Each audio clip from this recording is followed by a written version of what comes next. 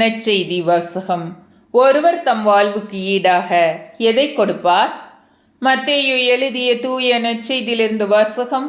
அதிகாரம் 16, இறை வசனங்கள் 24 முதல் 28.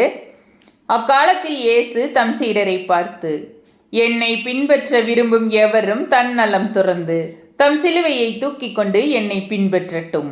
ஏனெனில் தம் உயிரை காத்துக்கொள்ள விரும்பும் எவரும் அதை இழந்து விடுவர்.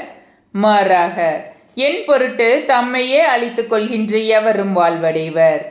ஒரு மனிதர் உலகம் முழுவதையும் ஆதாயமாக்கி கொண்டாலும் அவர் தம் வாழ்வையே இழப்பாரெனில் அவருக்கு கிடைக்கும் பயன் என்ன? அவர் தம் வாழ்வுக்கு ஈடாக எதை கொடுப்பார்?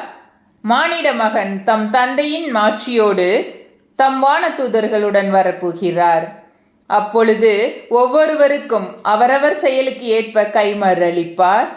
நான் உறுதியாக உங்களுக்கு சொல்கிறேன், இங்கே இருப்பவருள் சிலர் மானிட மகனது ஆட்சி வருவதை காண்பதற்கு முன் சாக மாட்டார் என்றார். ஆண்டவரின் அருள் வாக்கு. கிறிஸ்துவே உமக்கு புகழ்.